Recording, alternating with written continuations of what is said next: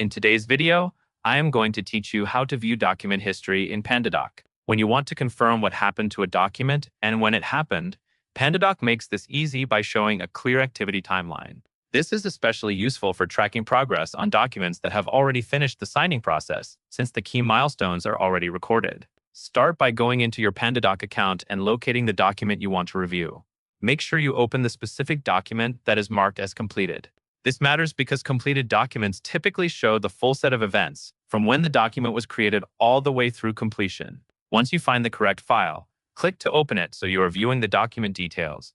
After the completed document is open, look to the right side of the screen. You will see a right-hand sidebar that contains the document activity.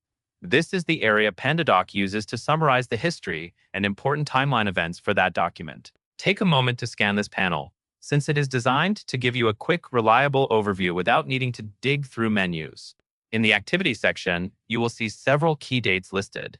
You should see the date created, which tells you when the document was first generated in Pandadoc. You will also see the send date, which indicates when the document was sent out to recipients.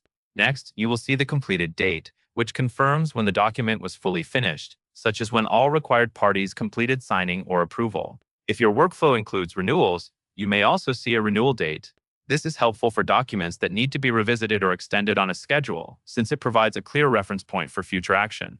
As you review these dates, use them to verify timing, confirm whether a document was sent when expected, and match the completion date to your internal records. For the most accurate review, always confirm you are looking at the correct completed document before you rely on the timeline. That covers everything you need to know, and that is all there is to it.